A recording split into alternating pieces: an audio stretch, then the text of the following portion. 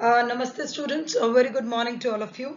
I'm Dr. Shruti Mishra, I'm Assistant Professor and the Coordinator in the Department of Management and Commerce, Faculty of Law and Governance in Jyoti Vidyapeeth Women's University, Jaipur.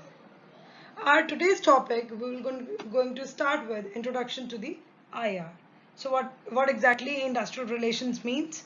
Industrial relations means the relationship between the employer and the employees in the course of the employment in the industrial organizations. So it's basically the relationship between the employer and the employees that is called an industrial relations. Now, industrial relation is used to denote the collective relationship between the management and the workers.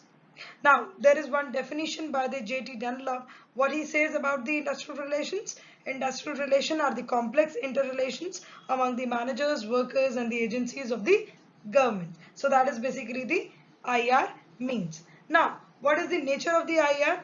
IR is concerned with the relationship between the management and the workers, and the role of the regulatory mechanism is resolving any industrial dispute. Now, the IR is basically formed to as an I mean, the IR is basically to handle out those things which makes or which helps in making the industrial dispute, you can say.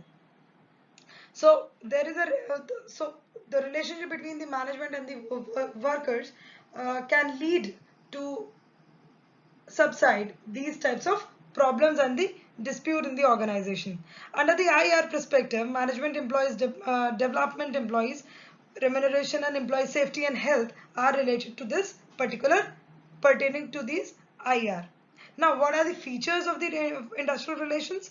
IR are the outcomes of the employment relationships in the industrial enterprise. These relationships cannot exist without the two parties, namely the employer and the employee. So we can't even imagine the IR without the employer and the employees. Now, industrial relation system creates the rules and the regulations for maintaining the harmonious relationship between the employer and the employees. So that is a basic you can say that is a basic bottom line, that you need to make the harmonious relation between the employers and employees, so they will able to handle the things in a proper manner. The government intervenes to shape the industrial relations, laws, rules, agreements, terms, and the charters. So basically, the government intervene in some of the cases when it related to the matter of the escalation. Right, now the next point says the industrial relations are the dynamic and developing the concept, not a static one. So it is not the static thing, it moves. It moves with the time, it moves with the relationships, it moves with the management grows. So it moves with everything, with every small thing.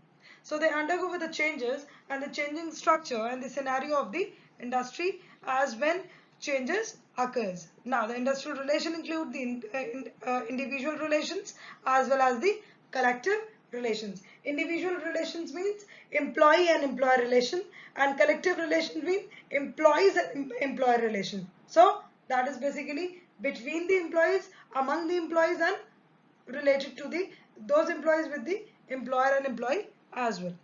Now, what are the objectives of the industrial relations? To maintain the industrial democracy based on the participation of the labor in the management and gains the industry.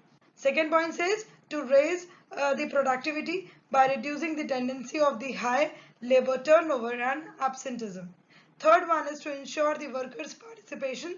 Now, this is something very much important, that workers' participation in management is the key.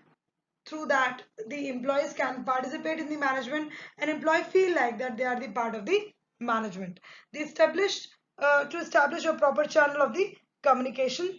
Next one is to increase the morale and the discipline of the employees, and the last one is to safeguard the interest of the laborers and the workers. That is the utmost importance or utmost objective of the industrial relations. Now, next we talk about the importance of the industrial relations, why it is important in the organization. The first one is in uninterrupted production. when the industrial relations will be smooth with the people, or you can say when the industrial relation will be harmonious between the employer and the employee, there will be the uninterrupted production in the organization. No middlemen will be there uh, who can be the cause of the dispute. Now the next point says that the reduction and in the industrial dispute. Good industrial relations reduce the industrial dispute, strikes, grievances, and the lockouts are some of these reflections of the industrial unrest. Industrial peace helps in promoting the cooperation and increasing the production. Now the next point says the high morale. When the relationship will be better between the employer and the employee, the morale of the employees will be definitely high. Now the next point says about the reduced wastage. Yeah, good industrial relations are managed or maintained on the basis of the cooperation and the recognition of each other. So it will definitely helps to reduce the wastage of the material, the manpower, and the cost. So that's how the we can say the importance of the industrial relations are.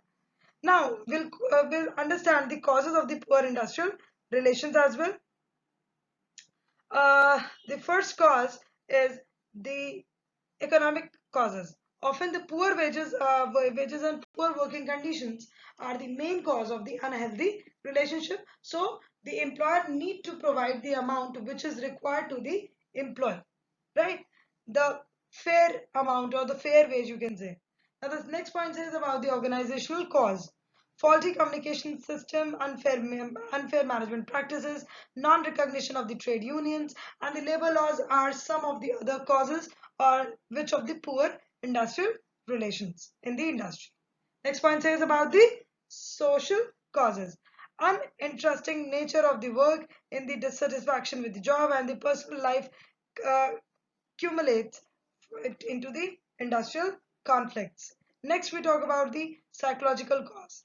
Lack of the job security, non-recognition of the merit and the performances. So you understand that, right? If the employee is not recognized in the organization, that puts a bad impact on the employee's mind, and that person feels that the employee is not for the organization. So that's how it is, right? So that is about the introduction. So that is basically the introduction to the IR which I have discussed. I have discussed 4 5 points which are very much clear to you guys. I hope you understand this video and I hope you like this video. If you are find any kind of problem in this particular video, please do let me know. I'll definitely try to sort your problems.